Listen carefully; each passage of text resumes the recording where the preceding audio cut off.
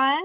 My name is Emily Schmidt, and I am the Program and Office Administrator here at the National Theater Foundation. I'm really excited to be able to sit down today and talk with Storm Lever, who plays Anne Boleyn in the touring cast of Six. Anne, Storm, I'll respond to Anne. thank you so much for taking the time to talk to the students today. Happily. Yeah. So something, a lot of high school students and me also, I'm always interested in hearing about is people's career paths and their journey to, so could you tell us a little bit about yourself and how you came to be a part of the touring Broadway cast? Oh yeah, for sure. I'll give you the edited version, edited down version. I have been performing since I was little, been dancing since I was little, singing since I was little, and when I was in high school, I was trying to figure out if I wanted to go into just music or if I wanted to do theater. And I did a little show called American Idol. And when I was in process for that show, it was a year that they took people to Vegas. You know how they have the Hollywood week. They took people to Vegas, and it was like an unexpected week. And it was the week that I was supposed to take my ACT for college. And so I had the choice, do you want to continue on with American Idol or do you want to take your ACT and potentially go to college? And I dropped out of American Idol and decided to take my ACT and get my BFA in musical theater. And so that was when I really decided I'm getting a taste of the music industry. I've been doing a couple things in the music industry and figured, if I go into this part of music, you'll have to only be one version of yourself. They're gonna market you how they want to market you. They're gonna sell your sound how they're gonna sell your sound, and you kind of have to stick to that one sound. Where what attracted me about musical theater is depending on what show you're doing, you can do a multitude of styles, a multitude of sounds, a multitude of characters. You don't have to just pick one. And so that solidified that I'm going to pursue musical theater and get my my degree in musical theater. And after I graduated from college at the University of Michigan, I was blessed enough to get an agent out of school and start auditioning. And I did a year out of school. I did the workshop for Donna Summer the Musical, which ended up being my Broadway debut. And yeah, have been working in theater since and love it. Couldn't be happier. That's awesome. Yeah. Did you have any artistic mentors or specific people that you feel really supported you in finding your path with musical theater? I have to first give credit to my parents because they aren't in the arts at all. My dad works for Coca-Cola. My mom works for colleges in the human resources department, but they really spent time nurturing the side of me where they say that if you love what you do, you don't have to work a day in your life. And so they very much encouraged me to find something that I loved to invest myself in and really make a career of it. And so they were definitely, of course, your parents are your life mentors, but they really supported me growing up of taking me to those dance classes, taking me to those voice lessons, putting me in schools where I can excel and perfect my craft. So they were definitely the first people that really supported and encouraged me to pursue this. And I've had so many different mentors on the way. I had a wonderful voice teacher, Nahad Levasseur, back in California, who I would sang with her for over 10 years. She was my voice teacher and mentor and friend and supporter. And she just really helped me fall in love with music and fall in love with my voice and my sound and my instrument, and it's nurture its unique qualities and push it. And yeah, she definitely was a very pivotal part of my musical theater and musical love. Cool. Yeah, what is that process like? You mentioned, nurturing your voice, finding your own voice and your instrument. So a big part of my path and my story with being a musical theater artist, I went to a school that University of Michigan, where at the time had a big emphasis on the Golden Age era. and spent a lot of time, we wanted to honor where musical theater history came from, honor musical theater style, and a lot of that musicality is classical, based in classical training, based in more classical sound. And I was having this relationship with my instrument and my voice where the artists that I grew up listening to were the Whitney Houstons, the Alicia Keyses, these Black artists whose sound was a lot of chest voice, a lot of rasp, it wasn't necessarily the classical sound, which is about clarity and about precision. And I was growing up with people in my ear that styles were, messier is not the right word, but just like a sound that was authentic to them and raw and like tapped into this like richness and honesty that like you can only find, I feel like, in, R&B, not only find, but you can really find in R&B, gospel, jazz sounds. And so as I was learning my voice in this new setting, I'm so grateful for my education that I got in school, because it's always important to, go back to I don't want to say go back to the basics, but go back to how American theater defines as the basics, and really hone those skills and get that technique was absolutely essential. And I was nervous coming out of college of, am I going to have a place in this industry with my sound? My sound isn't that typical musical theater sound. And the industry has shifted since then. And now a lot of the shows that are going on are honoring this pop sound that I've always had and always loved about my voice. And so I've gotten to capitalize on it, and I've gotten to celebrate it, and I've gotten to hone that skill and own that authentic part of my voice, while knowing that technique is what's going to make me be able to sustain singing those styles. Yeah, and I mean, you get to influence it too, right? Yeah. So you get to add your own voice to this this growing changes that we're seeing within the art that gets put out. That's amazing. Yeah. That's been a cool part of the journey too, of like even doing Donna Summer, which was studying someone else's sound and studying somebody else's voice and understanding.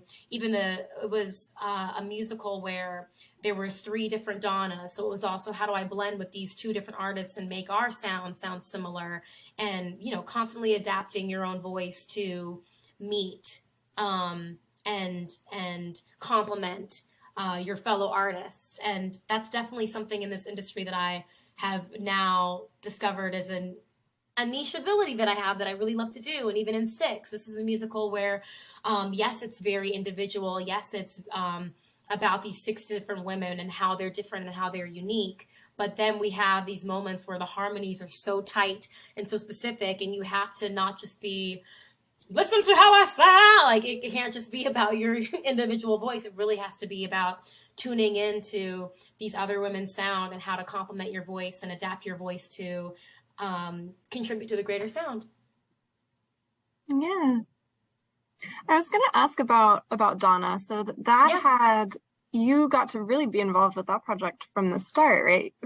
So before it even made it to Broadway. So, something we talk about in the program with Teens Behind the Scenes is all the different paths that musicals take in order to get to the Broadway stage. The National Theater actually has a cool history of being this kind of pre-Broadway tryout space. So DC has had quite a few different musicals have their home here before they make it to Broadway. But so you got to be involved in a pre-Broadway tryout, right? With Donna. So I was curious what your experiences were like with that, and then how that has differed from coming onto a tour. So a musical that, has already had its Broadway and then now is touring. I consider myself very fortunate in my career. Six is the first show I've ever done that has, that's not true. Six is one of 2. I should say I did a show before that had been done before, Hair the Musical. But up until this year, I have only done original shows. And have only done shows that are, you're in the room and everybody in the room is trying to figure out what this piece is going to be, what parts we're going to keep, what parts we're going to cut, what parts we're going to enhance, what things work.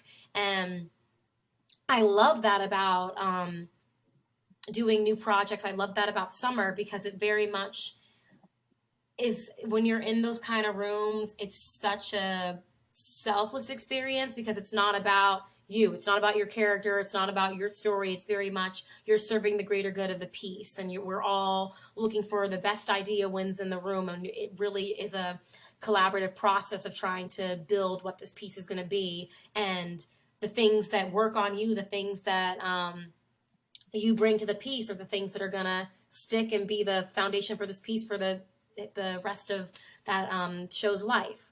And so it's wonderful now seeing I've gotten to see the tour of summer since leaving the tour. I know they're doing it on ships now, and a show that I was a part of, the out of town tryout, Almost Famous, is about to go to Broadway, and I'm excited to go see that, and it opens in October. And so it's just fun to see these pieces that you were there at the beginning, and you get to see like things that were kept, things that were thrown away, and just see how the show grows.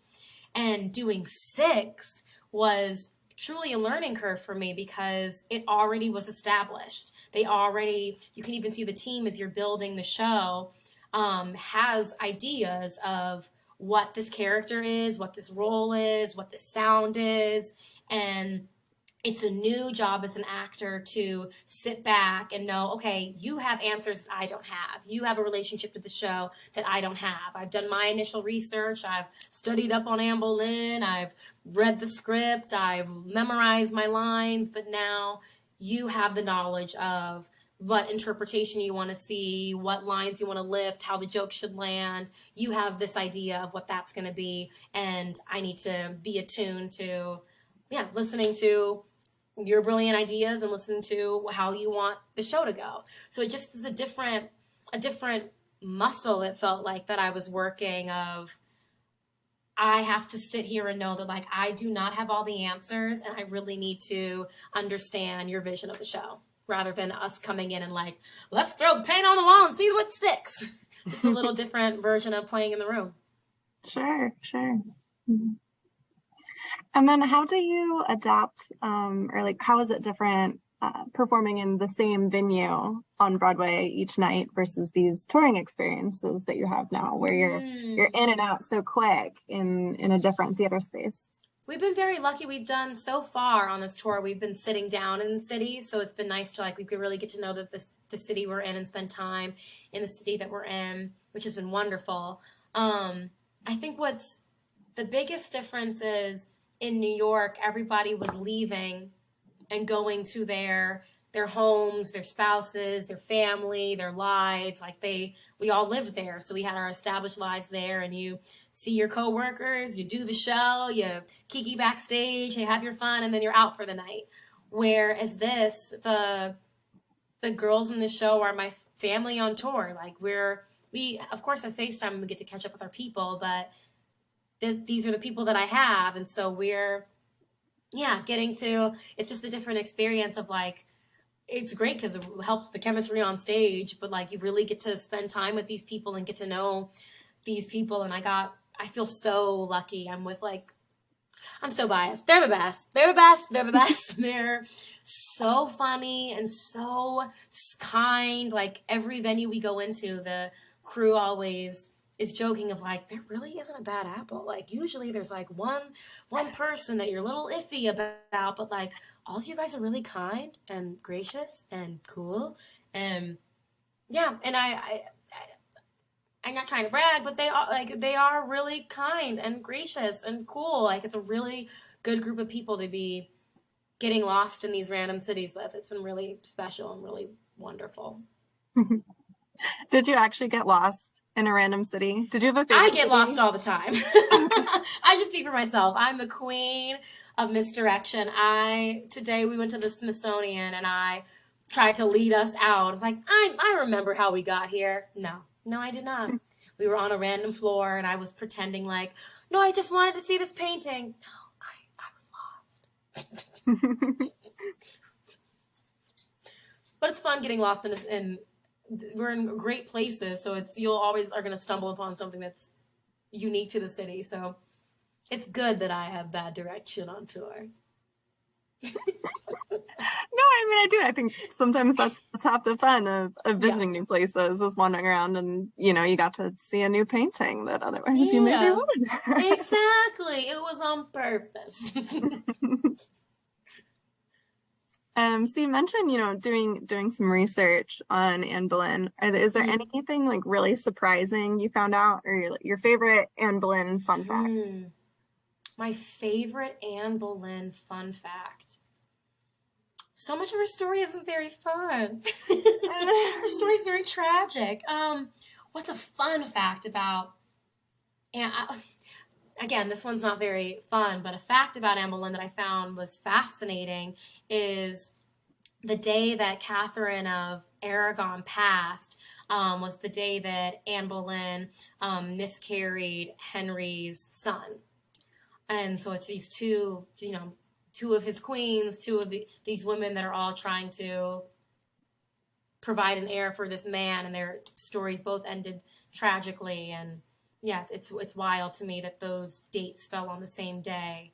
Yeah, I think in my history of Anne, I think one of the most fascinating things is I've read different books on her. I've looked at different papers on her. I just came back from the Smithsonian where I was looking at a painting of Anne Boleyn and Catherine of Aragon and Henry called I don't want to misquote the painting. The painting was called The Courtship of Anne Boleyn.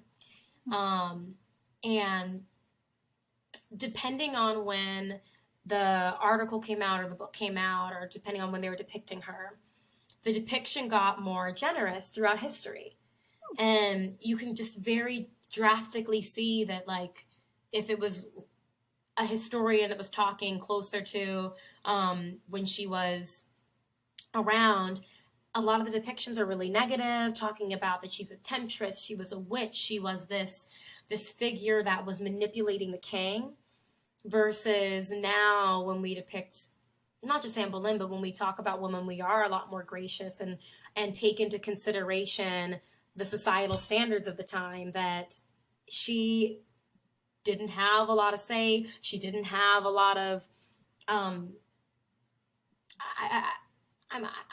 hesitant to say power, because it's not a lack of agency that she had, but it was just, again, how society worked back then, of what women, how they were regarded. And she was a victim of her circumstances and not necessarily the one that was pulling the strings.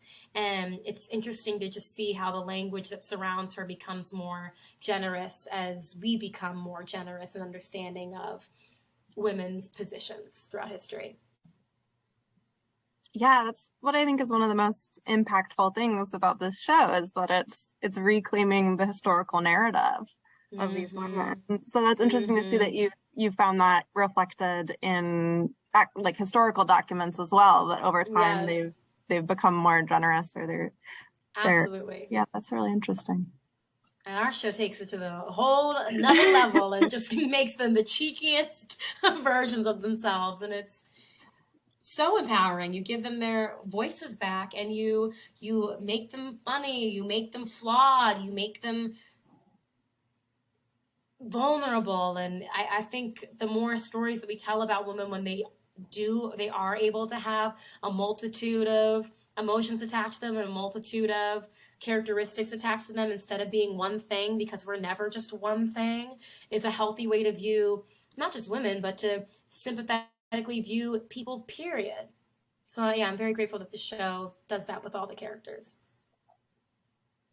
Yeah, it's also really creative, just the blending of the pop icons with as a pop icon, you get to be funny and you get to do all of these things. So I know the show creators had their own kind of pop icon inspiration for each of the queens, but I was curious, as you were developing your own take on the character, was there anyone that like stood out to you in terms of their story mirroring Anne Boleyn? One of my first ones, and it might be initially because of the space buns, was Miley Cyrus. But then as I dug into, watching different videos of her perform, going back and remembering her upbringing in the pop world, where she first came out and she was a sweet, innocent young girl, Disney Channel star, and then kind of rebelled against the system, and then was depicted as this, a lot of the same words that were used for Anne Boleyn, this temptress, this wily person, but truly was just again, a victim of their circumstances and a victim of the generation and era that they were brought up in, trying to thrive in this era. I feel like her pop punk vibe meshes well with Anne Boleyn. And my other recent one that I'm starting to attach to is a little bit of Rihanna. Like how Rihanna has become like this business mongrel, this fashion icon. There's something unique about her. She's stepped away from being a pop star. I feel like it mimics Anne Boleyn's kind of role as a queen, that she very much changed the, not industry, that's more music, but she changed the church and how it was run. And she was getting married to the King of England, they separated from the Catholic Church and created the Church of England. She just had this radical view of, or not even view, but just like radicalized the religion, and changed the history of England forever. And it was due to her, like, she was brought up in the French court, and so she had this different mentality of the way that she viewed politics and viewed religion, and she brought that to Henry because she was, just knowledgeable in a different way, and exposed Henry to things that he wasn't exposed to before. And I feel, that's similar to, I might be taking the metaphor too far, but similar to Rihanna's brand and her, her Fenty, her, just how she's revolutionized what it is to be a pop star. She's expanded it and broke through so many different things, and how she was also criticized for the way in which she did it, and criticized for the tone that she's taken. Sometimes it's too harsh or too sexual or too, all of these things that Anne was criticized for too. But again, here are these two women that are making the most of their positions and trying to have upward mobility in a society that doesn't necessarily reward women for being ambitious. So those are my two.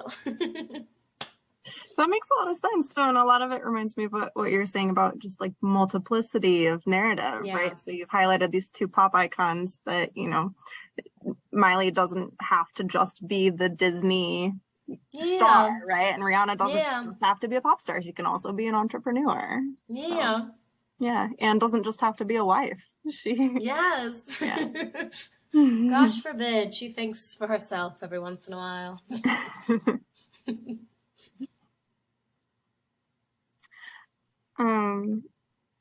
So I know a lot of this show is about this kind of the idea of reclaiming narratives and being a queen, so to speak. So I was curious what that means to you, kind of in your own personal life. If you called people a queen, what does it mean to embody the queendom?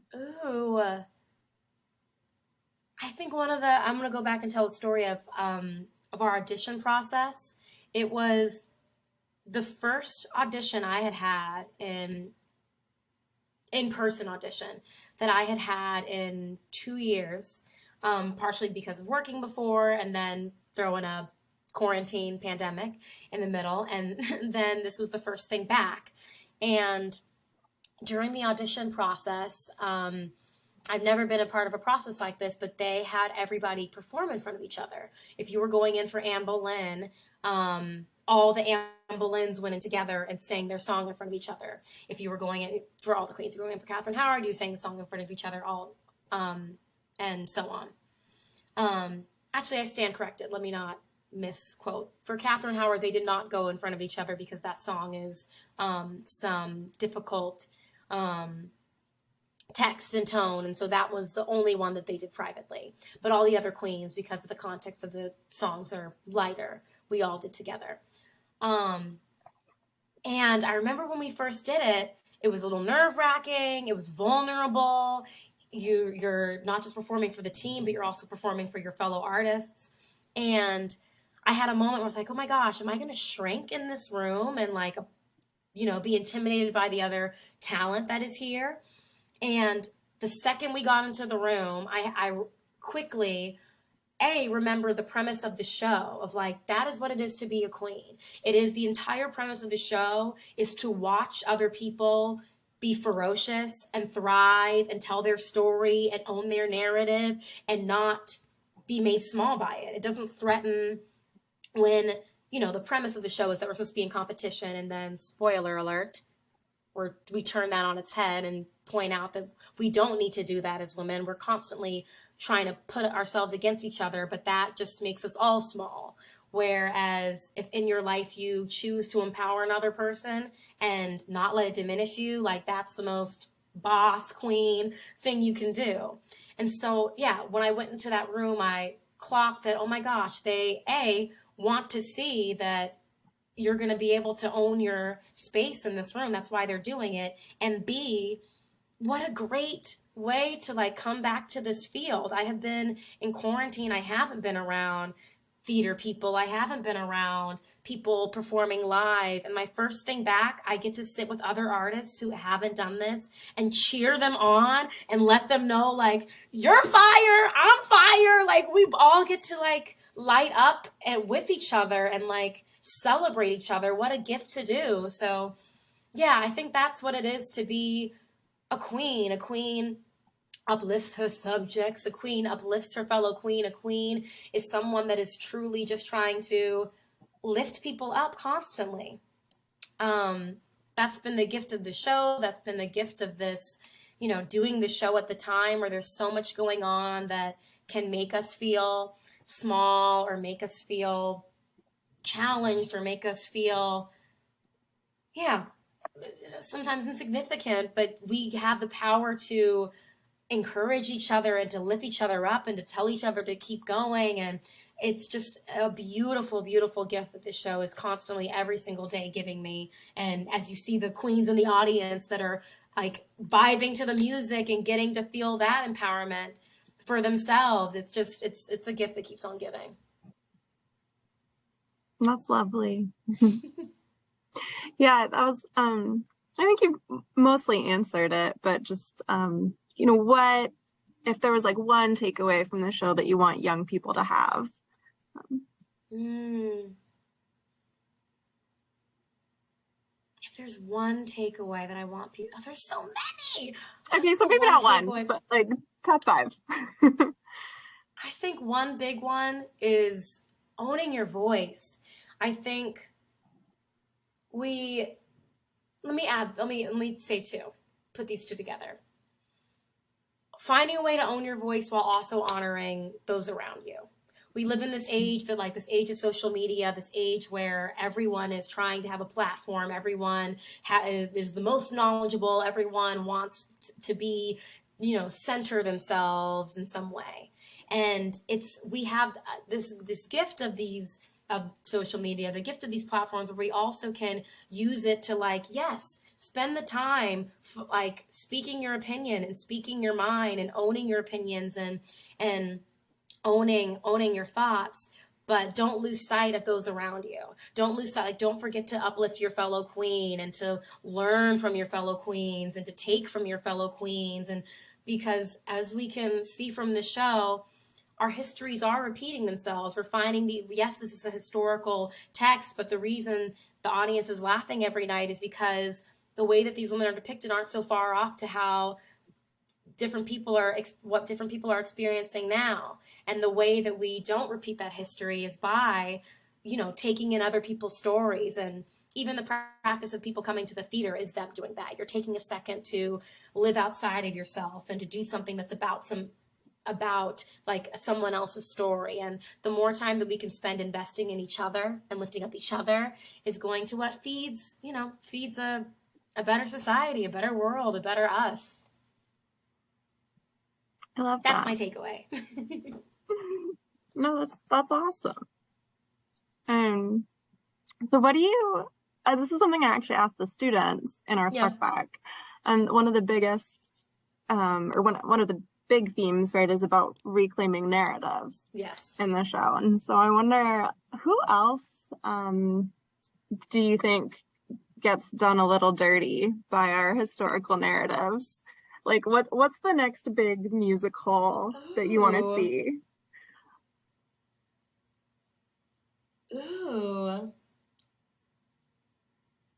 The first one is probably just because I have Anne Boleyn. She was a part of the French court, so I might have French history on my mind. My first one went to Marie Antoinette. There's so many. There's so many.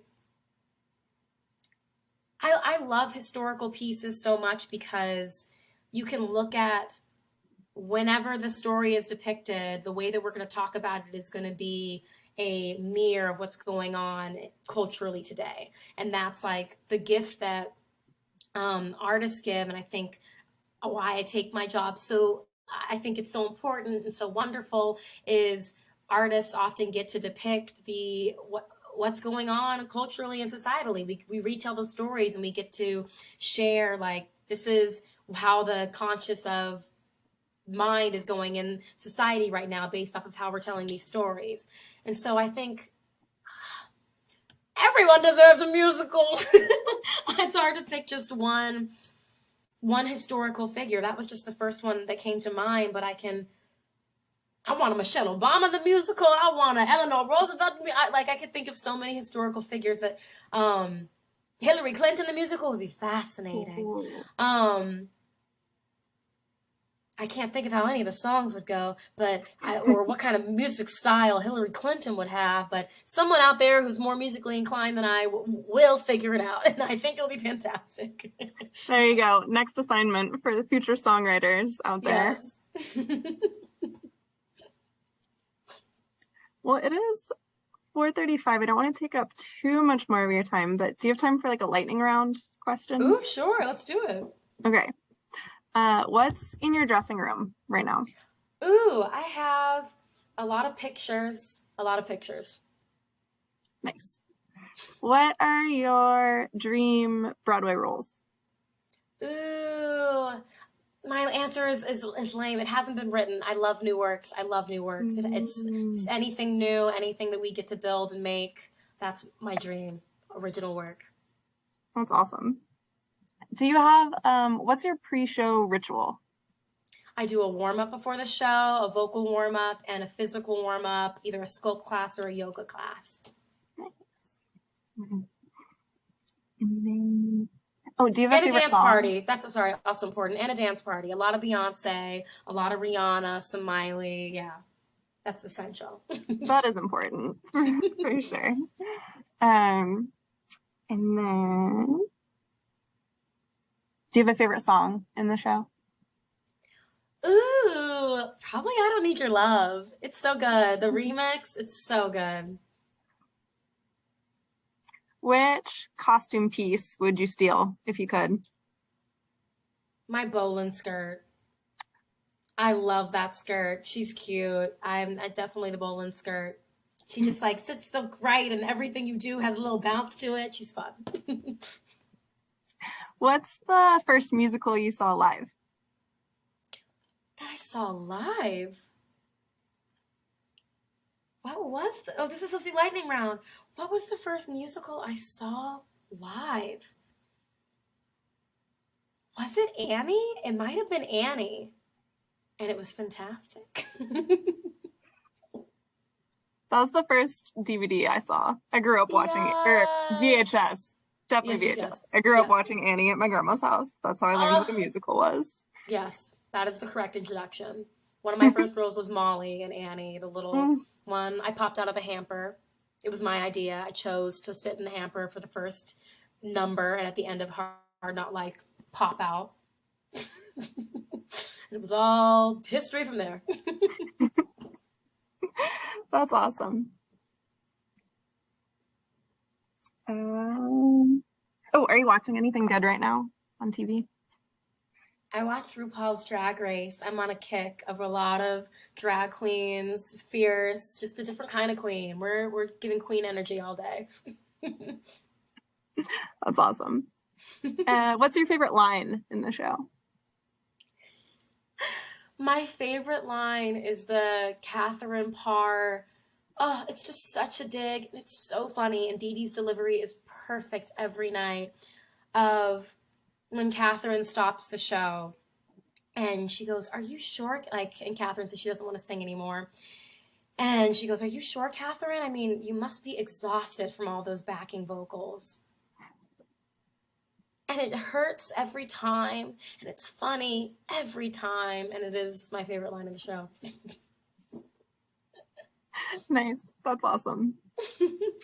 Well, is there anything else you wanted to share about, your career, your journey, your thoughts on the show with I wanted to just say thank you. I'm so grateful that you are doing this. Like, this is such an awesome program that you're a part of. And I am, a theater geek, theater girl through and through. So like, talking to fellow theater lovers is just the best. And if there weren't programs like this around when I was growing up, I probably wouldn't have found theater. I wouldn't have fallen in love with theater. And it just, it's the gift that keeps on giving, because it's an excuse for us to sit back and like have some sympathy and care for another person. And so thank you for spending the time and educating people on theater and getting people excited about theater.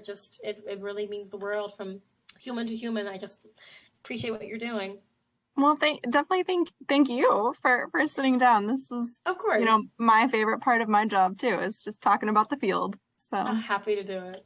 All right. Well, have a great rest of your day. You too. Thanks for talking to me.